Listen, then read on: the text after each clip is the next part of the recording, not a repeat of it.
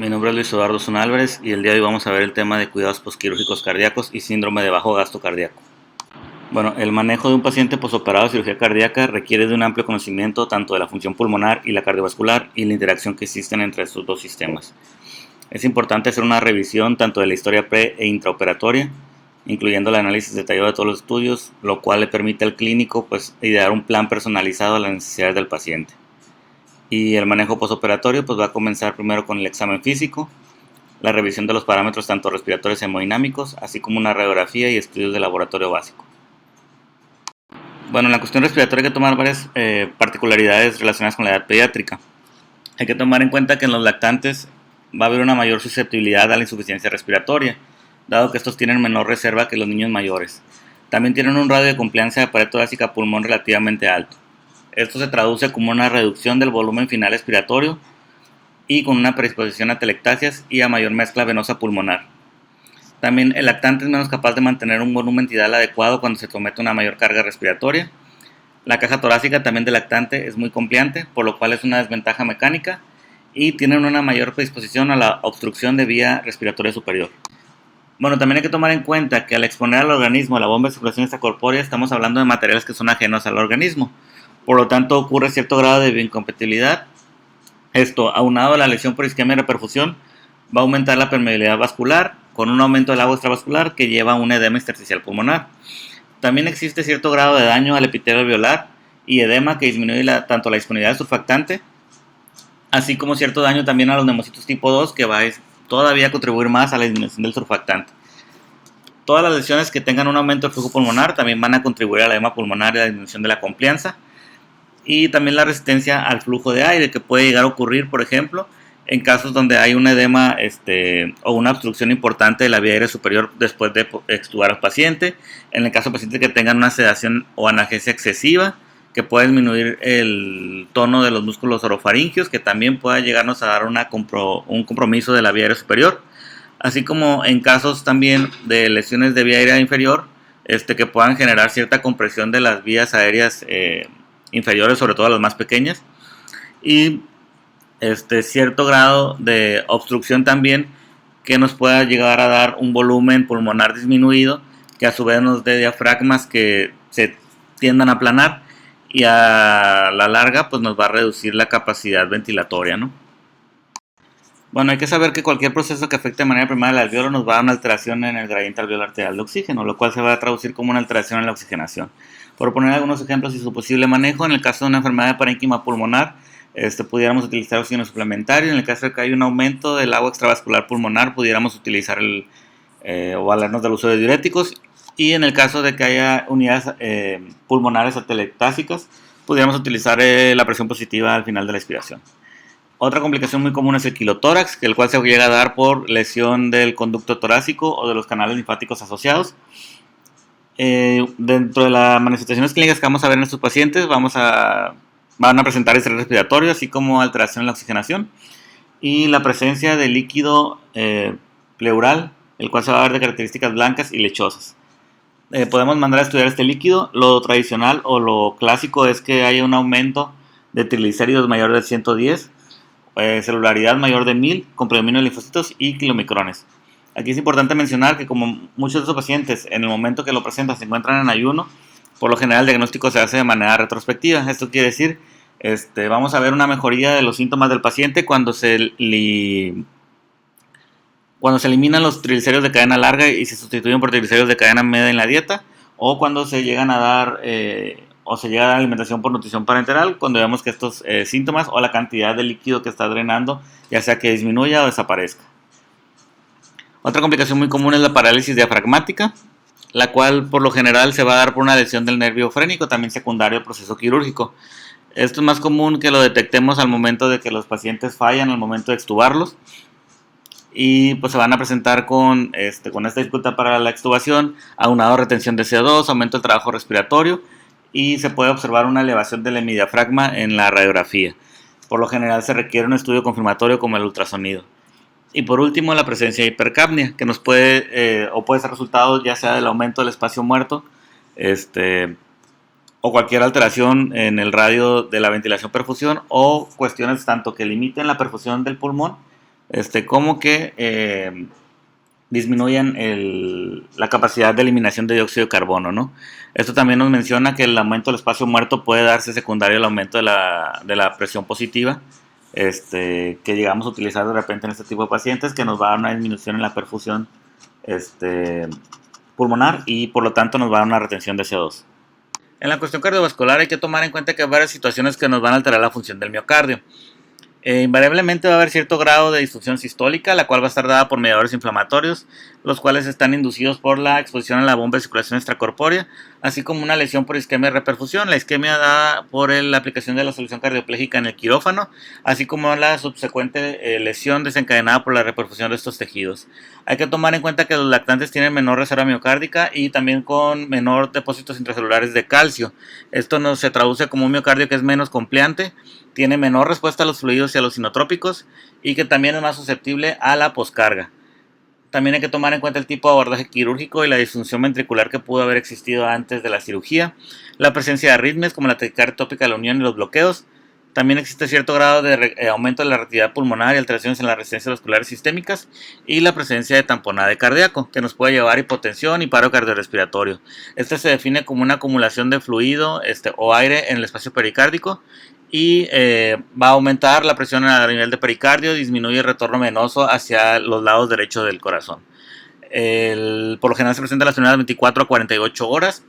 Los signos como sugestivos de un tamponade inminente es la taquicardia, la pobre perfusión periférica y el aumento de la presión venosa central. Este diagnóstico se hace principalmente por ecocardiografía, que nos va a revelar esa compresión de los lados derechos del corazón, tanto de aurículas y ventrículos. Y el tratamiento en el postoperatorio inmediato sería abrir el esternón o la esternotomía en los pacientes que están en la terapia intensiva pediátrica y drenar ese líquido pericárdico acumulado. O en el caso que sea un paciente que no es en el periodo postoperatorio inmediato, pues la realización de pericardiocentesis. Bueno, otro punto a tomar en cuenta son las interacciones cardiopulmonares, lo cual pues, no es el motivo directo de esta plática, solamente es para considerar y tener en mente que los cambios que ocurren en un sistema van a afectar de manera directa al otro y son consideraciones que tenemos que tomar en cuenta para el manejo de estos pacientes. Bueno, otro tema a considerar es la hipertensión pulmonar. Hay que tomar en cuenta que esta se asocia a efectos cardíacos, los cuales presentan de manera prolongada aumento de flujo y presión a nivel pulmonar, como pueden ser las CIB no restrictivas. Todas estas condiciones con el tiempo van a contribuir a disfunción endotelial, a un aumento de la reactividad vascular, así como remodelamiento de estos vasos. La vasoconstricción se puede desencadenar por varios mecanismos. Uno de ellos puede ser la reducción de óxido nítrico, la falla en la relajación del endotelio arterial pulmonar o alteraciones de la endotelina 1. Hay que recordar de suma relevancia la exposición a la bomba de circulación extracorpórea, que genera esta respuesta inflamatoria sistémica, y la lesión por isquemia de reperfusión que ya hemos mencionado anteriormente. Bueno, el siguiente cuadro nos da diversas estrategias para tratar la hipertensión pulmonar. Lo divide en cosas que se recomiendan hacer y cosas que se tienen que evitar, ¿no? De lo que se recomienda es una investigación anatómica y hay que evitar las lesiones anatómicas residuales. También se recomienda aprovechar cortocircuitos que podemos tener de derecha a izquierda como una vía de escape, y pues se recomienda evitar que el septo atrial esté intacto en caso de falla cardíaca derecha. También se recomienda la sedación y la anestesia, se recomienda evitar la agitación y el dolor, se recomienda la hiperventilación moderada, evitando la acidosis respiratoria, se recomienda la alcalosis moderada, evitando la acidosis metabólica, se recomienda un adecuado oxígeno inspirado, evitando la hipoxia, se recomiendan volúmenes normales pulmonares, evitando las atelectasias o la sobredistensión. Se recomienda un hematocrito óptimo, evitando el hematocrito excesivo. Se recomienda la terapia inotrópica y evitar el bajo gasto y priorizando la perfusión coronaria. Y se recomiendan los vasodilatadores y pues evitar todo tipo de vasoconstrictor y aumento en la poscarga. Bueno, otra parte es el abordaje de la hemodinamia y el balance en el transporte de oxígeno. Dentro del abordaje convencional se incluye la exploración física y el monitoreo de parámetros de rutina. los cuales incluyen la frecuencia cardíaca, la TA, la PVC y el gasto urinario.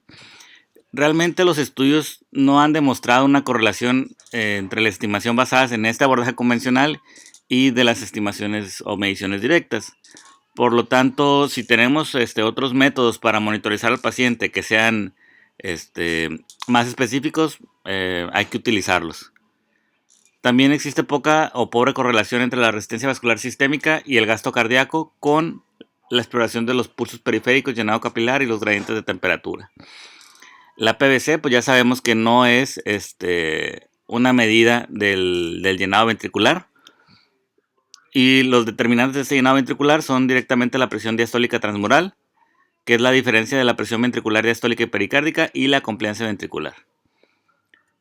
Todos estos parámetros son útiles de manera inicial, pero se deben de complementar, como comenté, con otros indicadores objetivos.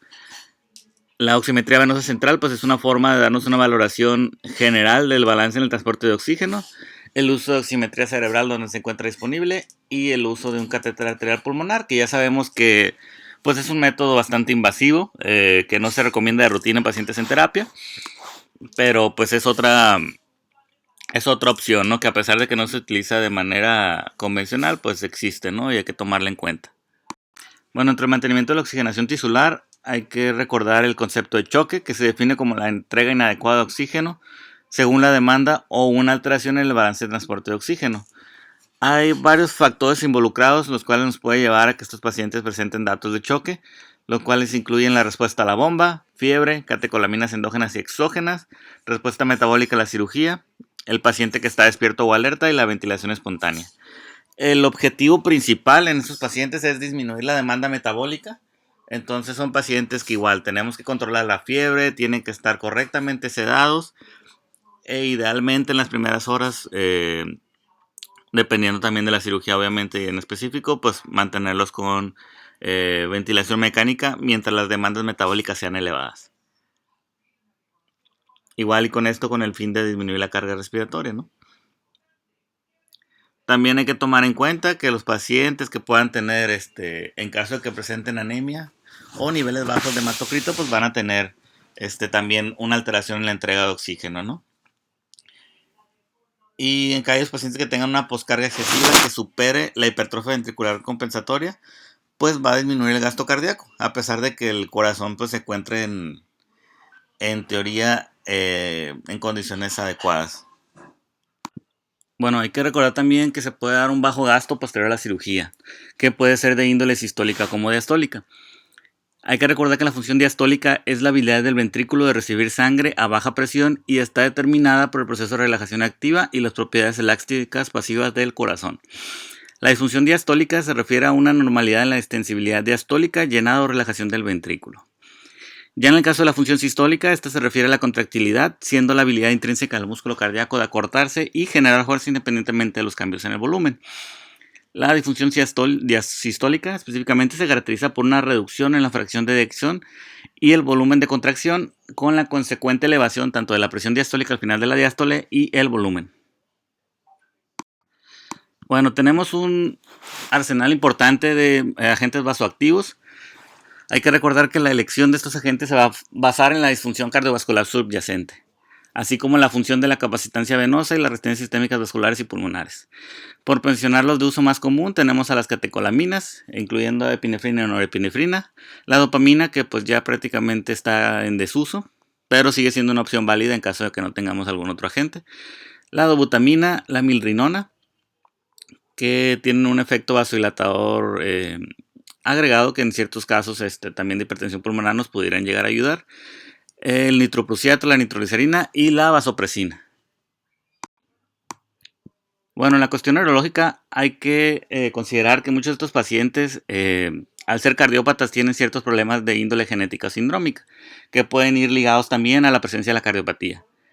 El tipo de cardiopatía específicamente va a determinar la técnica quirúrgica, la cual pudiera estar ligada a desenlaces neurológicos adversos. Hay que recordar también que la exposición a la bomba de circulación extracorpórea y la hipotermia profunda van a contribuir a generar alteraciones en la autorregulación de la presión cerebral. Últimamente y en unidades donde los tengan disponible, pues también el uso de NIRS es importante. pacientes que se pueden llegar a abordar en el aspecto de realizarse estudios electrocefalográficos, en aquellos sobre todo que han presentado clínica de convulsiones. También hay que considerar que tanto la hipertermia y principalmente la hipoglicemia pueden presentarse y son deleterias para el cerebro en desarrollo, entonces hay que evitarlas. La mayoría de sus pacientes requieren pseudoanalgesia, que a largo plazo se puede traducir como tolerancia, dependencia y depresión respiratoria, ¿no? Y que nos dificulta la extubación. Y también hay que considerar que los pacientes que reciben bloqueo neuromuscular, que pudieran llegar a presentar tanto alteraciones de tipo neurológico como una debilidad residual, también que nos dificulte el mantenimiento de la respiración del paciente. Bueno, otra cuestión a mencionar son los problemas endocrinos y metabólicos asociados. Hay que mencionar que sus pacientes tienden a presentar hiperglicemia como una respuesta metabólica al estrés por la cirugía. Se mencionan en múltiples estudios que no existen beneficios de un control de glicemia estricto, por lo cual la insulina se va a reservar en pacientes que tienen una hiperglicemia severa y sostenida, en rangos que el libro menciona entre 180 a 270. Estos pacientes también llegan a presentar insuficiencia adrenal, que se va a manifestar como hipotensión resistente a fluidos inotrópicos. El tiempo y duración de esta es variable, por lo cual establecer un tiempo de duración de la terapia esteroidea que se va a administrar es complicado. También estos pacientes llegan a presentar un síndrome de tiroideo enfermo, que se da como una disminución transitoria de hormonas tiroideas, y aunque se ha estudiado el uso de hormonas tiroideas en pacientes adultos, en pediátricos no se recomienda su uso de rutina. Dentro de los problemas gastrointestinales que podemos llegar a presentar, es común que estos pacientes presenten desnutrición y falla de medro. Situaciones específicas como la mala mecánica de deglución o la enfermedad por reflujo gastroesofágico van a llevar a una pobre ingesta calórica, un alto gasto energético, alteración de la absorción intestinal y un flujo esplácnico reducido como complicaciones gastrointestinales. El estado hipermetabólico generado por la bomba de circulación extracorpórea está asociado también a un alto gasto calórico en reposo. La presentación o el riesgo de presentación de enterocolitis necrotizante, que es una enfermedad que puede estar asociada tanto al uso de prostaglandinas, el síndrome de bajo gasto cardíaco y la prematurez. Y alteraciones congénitas relacionadas con patologías cardíacas. Bueno, entre los problemas hematológicos hay que mencionar que estos pacientes presentan una predisposición al sangrado mediastinal. Esto relacionado con hipofibrinogenemia, trombocitopenia, heparinización residual y pobre formación de coágulos. También hay que mencionar sobre el uso de transfusiones sanguíneas, sabiendo que esto nos va a ayudar al transporte de oxígeno, pero tiene efectos adversos, entre ellos el daño pulmonar, la modulación inmune y el potencial de transmitir infecciones. El uso de agentes antifibrinolíticos como beneficios pueden reducir el sangrado a pacientes de alto riesgo. Entre los ejemplos más comunes el ácido aminocaproico y el ácido tranexámico, y pues su efecto adverso principal es la formación de trombos. También mencionar el uso de anticoagulación en vías de bajo flujo venoso como un Fontan o el uso de material sintético en la circulación. En este caso se puede utilizar heparina intravenosa no fraccionada e inhibidor de antitrombina 3. Y si son pacientes que van a requerir anticoagulación a largo plazo, se pueden utilizar antiagregantes plaquetarios como la aspirina y el clopidogrel. También el uso de difusión de activador de plasminógeno tisular, que menciona el libro que es más útil para remover trombos más que para su prevención, pero como el efecto adverso más importante, pues el riesgo de sangrado. Respecto a los problemas infecciosos, hay que considerar sobre todo las infecciones asociadas a los cuidados de la salud. Pacientes con comorbilidades como los pacientes con 22q11, que tienen alteración del sistema inmune, pueden ser más susceptibles. El uso de ventilación preoperatoria, la complejidad de la cirugía, la menor edad, la exposición a productos de la sangre y las reoperaciones. La exposición prolongada también o dependencia de máquinas o aparatos en la terapia intensiva nos llevan a un mayor riesgo de este tipo de infecciones. Posibles situaciones que pueden disminuir el riesgo incluyen retirar el catéter venoso central en cuanto no se necesite, colocar la cabeza del paciente hacia arriba para disminuir el riesgo de neumonía asociada a cuidados de la salud y un tiempo óptimo de administración de antibioterapia preoperatoria. También hay que considerar que los pacientes que tienen exposición a antibióticos de amplio espectro pudieran ser susceptibles a infecciones fúngicas y pues sería una indicación para esta terapéutica de manera profiláctica. Bueno, entre los problemas renales vemos que la falla renal afecta al 40-50% de los pacientes posterior a la cirugía cardíaca. Dentro de los factores asociados vemos que una edad menor una fisiología univentricular, una enfermedad renal persistente o tiempos prolongados de bomba van a tener mayor predisposición a presentar falla renal. De estos pacientes, el 10 al 15% van a desarrollar una falla severa AKIN 3 que va a requerir terapia de soporte renal. La falla renal postoperatoria también está asociada al síndrome de bajo gasto cardíaco, siendo manifestado como estos pacientes con requerimiento más alto de inotrópicos, inclusive soporte mecánico circulatorio. Este tipo de pacientes pues, van a desarrollar un síndrome cardiorrenal de tipo 1. Los pacientes con falla renal AKIN 1 se pueden beneficiar de restricción hídrica, administración juiciosa de diuréticos, optimización de la precarga, infusión cardíaca, así como evitar agentes nefrotóxicos. Y aquellos pacientes ya con un AKIN 2 y 3 que pueden desarrollar sobrecarga hídrica, acidosis, uremia o hipercalemia, pueden llegar a requerir ya la terapia de reemplazo renal.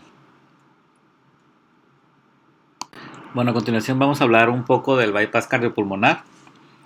De los componentes básicos que el bypass incluye son dos cánulas venosas que drenan sangre venosa de la vena cava superior inferior o en su defecto una cánula venosa en el atrio derecho. Incluye también un reservorio de cardiotomía, un intercambiador de calor, un oxigenador de membrana, una bomba con rodillo y un filtro arterial. Es importante mencionar también que pueden llegar a utilizarse más de dos cánulas arteriales en el caso, por ejemplo, del arco aórtico interrumpido. Si no, solamente una cánula arterial que va a regresar sangre a la aorta.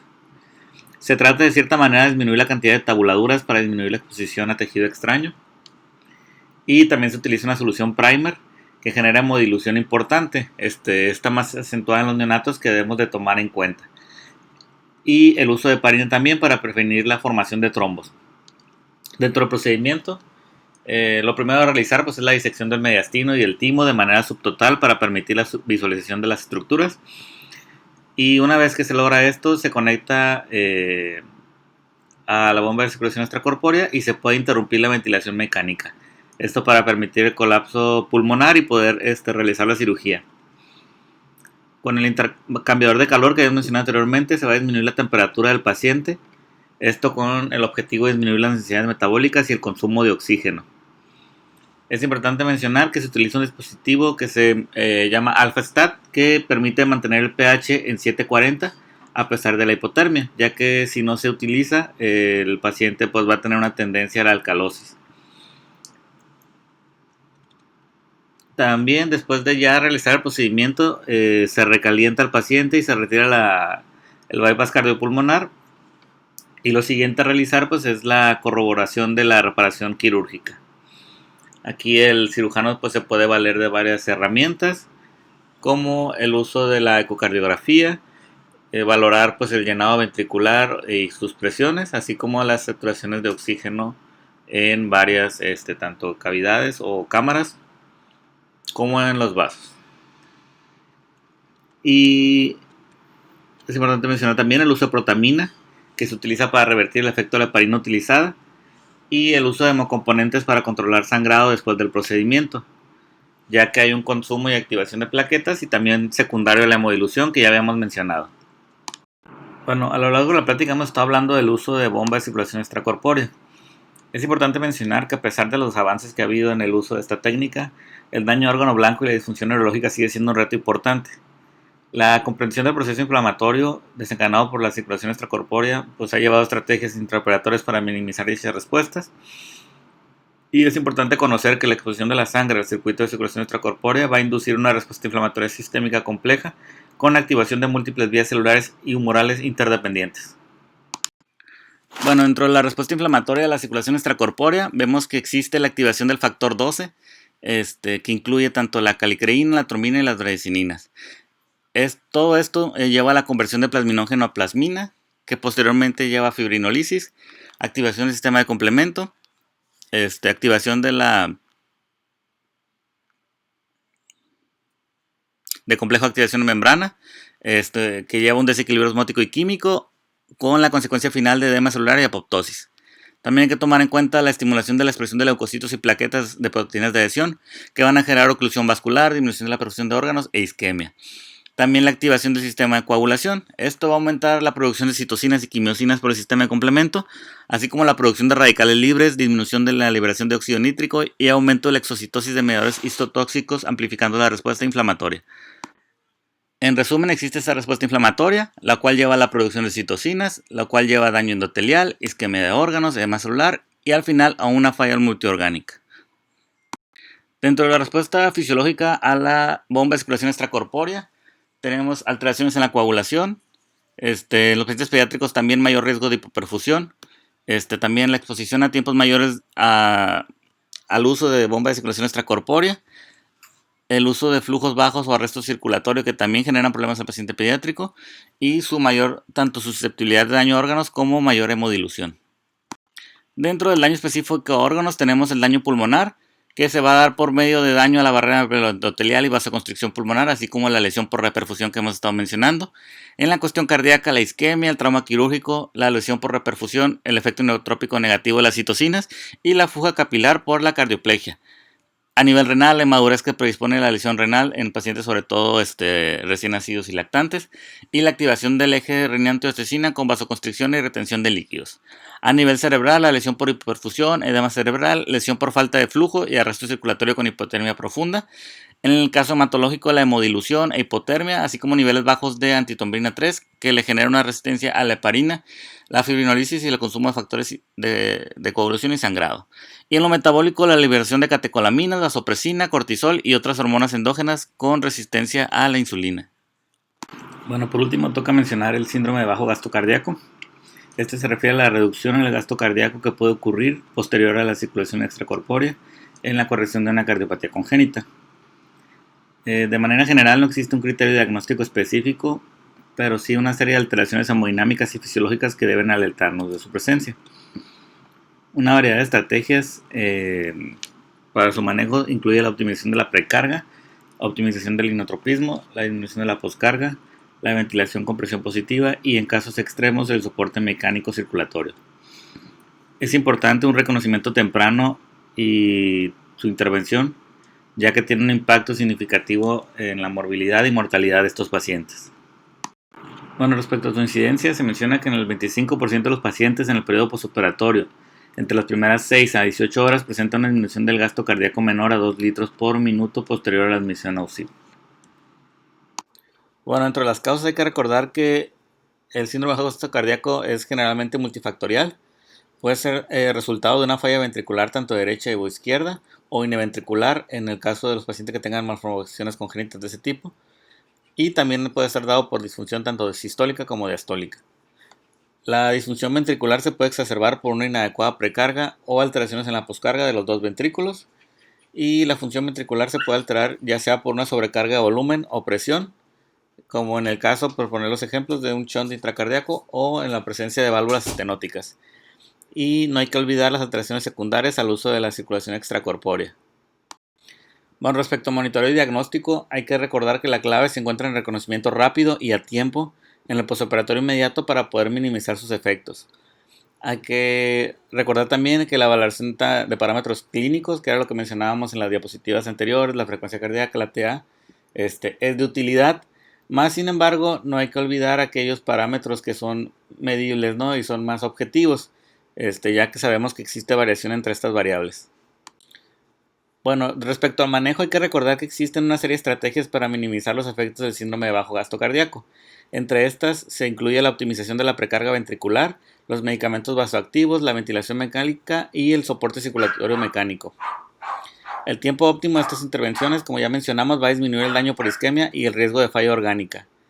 Y se menciona también que los marcadores serológicos de metabolismo anaeróbico, como el lactato sérico, son indicativos de hipoxia tisular, pero se elevan de manera tardía, por lo cual si tenemos disponible la oximetría venosa o el NIRS, van a adquirir una importancia primordial. Bueno, respecto a optimizar la precarga, hay que determinar en qué parte de la curva presión-volumen nos encontramos para determinar la presión de llenado ventricular óptima. Una disminución tanto de la frecuencia cardíaca, aumento de la saturación venosa de oxígeno o presión arterial invasiva inmediatamente después de la administración de este volumen indica que los ventrículos están operando en la porción ascendente de la curva. En caso contrario, si nos encontramos con una falta de respuesta, nos va a indicar que los ventrículos están trabajando en la porción plana y en este caso la reserva de la precarga está agotada. Por lo tanto, aquí no tendría mucho caso administrar más volumen y se recomienda la administración de inotrópicos o medicamentos que reduzcan la poscarga. También recordar que el aumento en el volumen, más allá de ser benéfico, nos va a aumentar tanto el consumo de oxígeno por el miocardio y con el riesgo consecuente de formación de edema pulmonar. Bueno, respecto a la función sistólica, hay que recordar que una vez que se establece una buena precarga, se puede llegar a requerir de manejo inotrópico. No olvidar la importancia de mantener niveles adecuados de calcio, que ya habíamos visto en partes previas de esta clase. Y en términos generales, la dobutamina y la dopamina dan un moderado soporte inotrópico, mientras que este es mayor con epinefrina y norepinefrina. Tanto la dobutamina como la epinefrina a dosis bajas son agentes atractivos para su uso, ya que también disminuyen la poscarga ventricular sistémica. Hay que recordar, sobre todo con el uso de catecolaminas, que aumentan el consumo miocárdico de oxígeno, así como la frecuencia cardíaca. Por consiguiente, tienen mayor riesgo de desarrollar taquiarritmias. Bueno, respecto a la manipulación de la poscarga, hay que recordar que los beneficios de la disminución de la poscarga incrementan al momento de disminuir la función sistólica. Es decir, que si esta función sistólica ya está un poco agotada, nos puede ser de beneficio la disminución de la poscarga. Los inhibidores de la fosfodiesterasa 3 son atractivos para este propósito, dado que nos van a proveer un soporte inotrópico moderado mientras reducen tanto las resistencias vasculares pulmonares y las resistencias vasculares sistémicas. También esta es menos cronotrópica, arritmogénica y tiene menos impacto en la demanda de oxígeno del miocardio en comparación con las catecolaminas.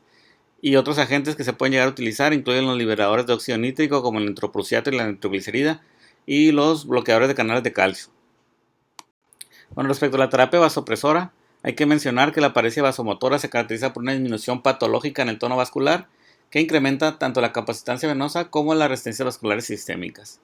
Dentro de los agentes utilizados en estos casos existe la vasopresina, sobre todo en aquellos con vasoplegia posterior a la cirugía cardíaca. Y otro agente pues, que se puede llegar a utilizar respecto a su efecto vasoconstrictor es la norepinefrina. El uso de glucocorticoides para aquellos pacientes con choque refractario a aminas es controversial y se ha relacionado con aumento en la morbilidad posoperatoria de estos pacientes. Bueno, respecto a la ventilación con presión positiva, hay que mencionar que esta incrementa la presión intertorácica, por lo cual reduce la poscarga ventricular sistémica y puede ser de beneficio en pacientes con alteración en la función sistólica o pacientes que también presenten exagerada presión negativa a la respiración, como se puede ver en el edema pulmonar o enfermedades de la vía aérea.